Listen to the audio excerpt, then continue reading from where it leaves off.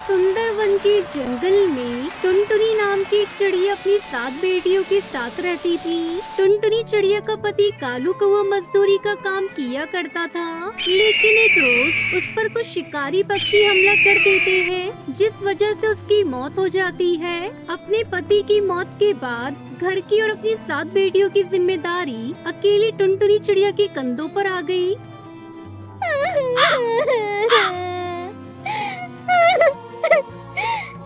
ऊपर वाले, ये अन्याय क्यों किया तूने मेरे साथ? अभी जिम्मेदारी मैं अकेले कैसे पूरी करूंगी? टुनटुनी चिड़िया से कोयले भट्टी में काम मांगने गई, जहां उसका पति मजदूरी किया करता था।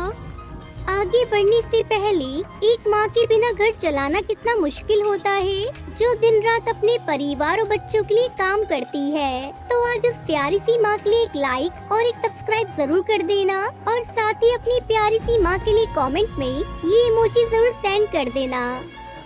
मैं ये कर लूंगी मालिक। अपने पति की मौत के बाद अपनी 7 बच्चों की जिम्मेदारी मुझे ही निभानी है, और वैसे भी मजबूरी पक्षियों से भारी काम करवा ही लेती है।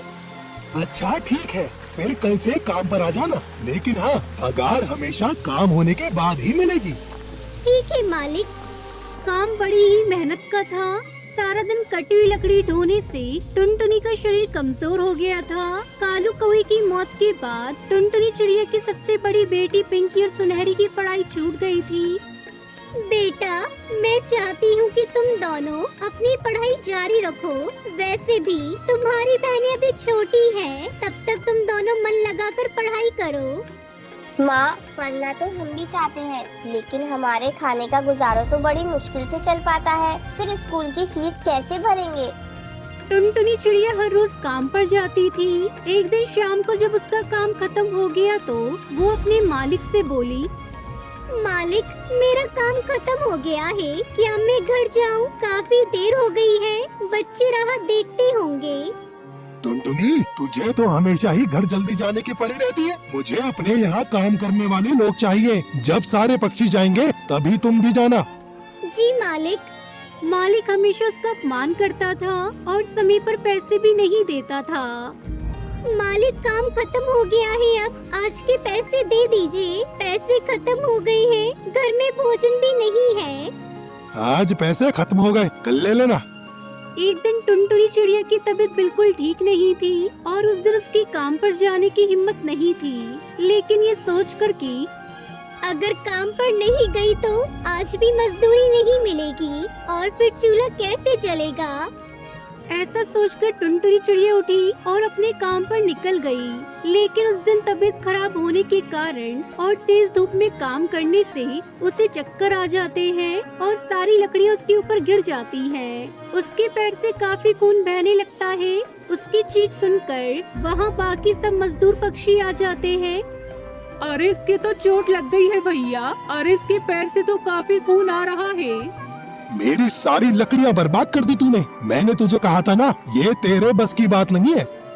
मुझे माफ कर दो मालिक, आज तबीयत खराब है इसलिए चक्कर आ गया था और सारी लकड़ियाँ मुझ पर गिर गई। मुझे माफ कर दीजिए मालिक। चल अब निकल तू यहाँ से। मालिक, कुछ पैसे दे दीजिए, अपना इलाज करवा लूंगी और बच्चों को खाना खिला दूंगी। अगर पैसे चाहिए तो तुझे आज रात भी यहाँ काम करना पड़ेगा। नहीं करेगी तो चली जा यहाँ से। टुनटुनी चिड़िया की हालत ऐसी नहीं रही कि वो काम कर सके, इसलिए वो बिना पैसे लिए वहाँ से चली गई। टुनटुनी चिड़िया जब घर आ रही थी तो उसे उसके पति का दोस्त बंटी कबूतर देख लेता है और उससे कहता है, अरे भाभी, आपके चोट कैसे लग गई? क्या बताऊं भैया, काम करते हुए मेरे पैरों में लकड़ियाँ गिर गई और चोट लग गई। साथ ही मालिक ने काम से भी निकाल दिया। लेकिन भाभी, आपके पैरों से तो बहुत खून निकल रहा है। आप मेरे साथ हॉस्पिटल चलो, मैं आपका इलाज करवा दूंगा। अरे नहीं भैया, मेरे पास हॉस्पिटल जाने के लिए पैसे नहीं है। ये चोट तो खुद ही ठीक हो जाएगी। बस आप मुझे कोई काम दिलवा दीजिए, आपकी बड़ी मेहरबानी होगी। अच्छा भाभी, पहले तो आप ये पैसे रखिए, इससे आप अपनी चोट को ठीक करिएगा। और मैं एक सेठ को जानता हूँ, तुम उनके घर का काम कर लेना, इससे आपको कुछ पैसे मिल जाएंगे और आपके घर का गुजारा हो जाएगा। आपका बहुत बहुत बहुत शुक्रिया बंटी भैया, आप मुझे उनका पता दे देना, मैं कल ही उनके यहाँ काम पर चली जाऊंगी।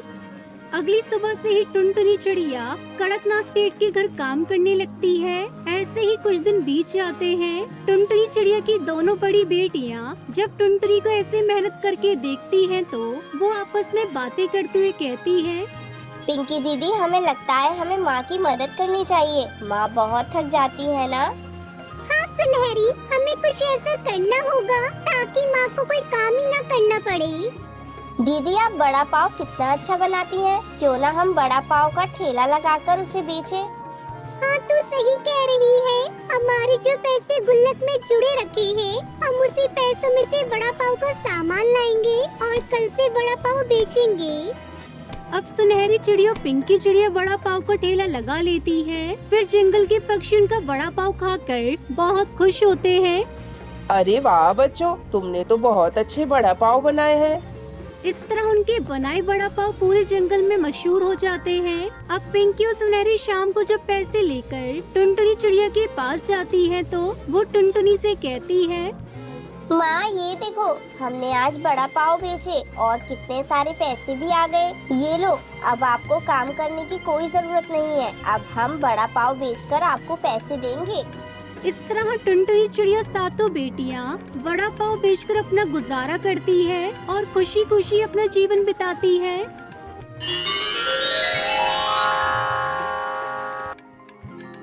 टुनटुनी और पिंकी चिड़िया दोनों सगी बहनें थी। टुनटुनी मेहनती थी लेकिन पिंकी लालची थी। दोनों एक दिन पेड़ की डाल पर बैठी थी। अरे पिंकी, मैं सोच रही थी कि हमें कुछ खेती करनी चाहिए जिससे हमारा गुजर बसर हो सके और हमें दाने की तलाश में न जाना पड़े। बहन, तुम तो सही कह रही हो, लेकिन हम खेती करेंगे किस चीज की? हमें तो कुछ उगाना भी नहीं आता, फिर हम खेती कैसे करेंगे? तो उसकी चिंता मत कर, हम जंगल में आए नए बास चाचा से जाकर पूछ लेंगे, उन्हें बड़ी अच्छी खेती करनी आती है। बात तो तू सही कह रही है, चल बास चाचा के पास चलते हैं। तब तक आप लोग हमारे इस वीडियो को लाइक और अगर आपने हमारे चैनल को सब्सक्राइब नहीं किया है तो जल्दी से सब्सक्राइब कर लें और कमेंट सेक्शन में जरूर बताएं कि आपको हमारी ये कहानी कैसी लगी। दोनों उड़कर बुल्ला बास के पास पहुंच जाती है। बुल्ला बास अपना काम कर रहा था। बास चाचा, अरे बास चाचा, तुम क्या कर रहे हो? अरे कुछ नहीं, बस खेतों का ही काम कर रहा था। ऐसी दवाई बना रहा था जिससे फसलों में कीड़े ना लगे और मेरी फसल बहुत अच्छी हो जाए। लेकिन ये तो अच्छी बात है, फसलों में कीड़ा लगेगा तभी तो हमें कीड़े खाने को मिलेंगे। तुम तो बच्ची हो, बच्ची ही रहोगी, तुमको बस खाने की पड़ी होती है। अरे कीड़े तो हम एक दिन में खाकर खत्म कर देंगे, लेकिन हमें जिंदा रहने के लिए तो खेती करनी पड़ेगी ना, ताकि हम बरसात के मौसम में आराम से बैठकर खा सके। चाचा, तुम्हारी बात बिल्कुल सही है, हम इसी काम से तुम्हारे पास आए थे। अच्छा, आज कौन सा काम था ऐसा कि तुम दोनों छोटी चिड़ियों को चाचा की याद आ गई? हम भी खेती करना चाहते हैं, लेकिन समझ नहीं आ रहा है कि हम किसकी खेती करें। अरे तुम दोनों को खेती करने की क्या जरूरत है? तुम दोनों मेरे यहाँ से ही दाना पानी लेकर चली जाना। चाचा, हम भी मेहनत करना सीखना चाहते हैं। हाँ तो एक काम करो, मेरे पास मटर के बीज रखे हैं, तुम दोनों मटर की खेती कर लो। बुल्ला बास उनको खेती के बारे में सब बता देता है। दोनों अपने घर के पास आ जाती है। ये जमीन बहुत अच्छी है हमारी खेती करने के लिए, हमें इस जगह पर ही खेती करनी चाहिए। पिंकी लालची किस्म की थी, वो कुछ सोचकर कहती है, नहीं नहीं, ये तो हमारे घोंसले से बहुत दूर हो जाएगा। तुम ऐसा करो, मेरे घोंसले के पास खेत बना लो, मैं वहाँ से उस पर निगरानी भी करती रहूँगी। अरे वाह, ये तो बहुत अच्छा रहेगा।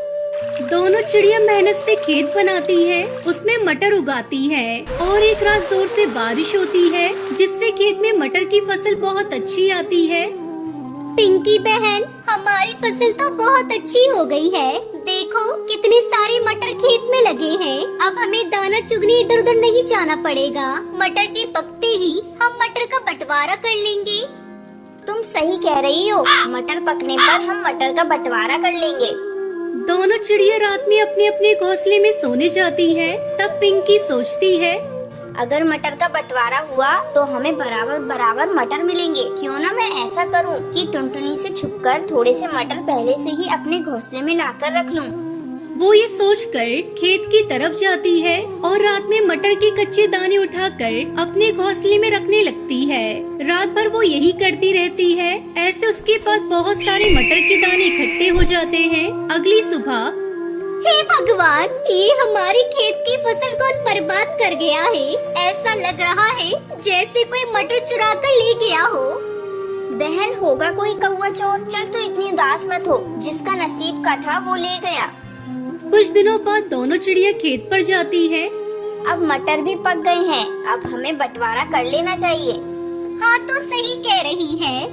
दोनों मटर के दानों को बांट लेते हैं और अपने अपने घोंसले में रख लेते हैं। टुनटुनी अपने घोंसले में आकर कहती है, कितनी मेहनत से हमने मटर उगाए थे, लेकिन न जाने किसने चोरी कर ली। खैर जो भी हो, मुझे जितनी मटर मिली है ये मेरे लिए बहुत है।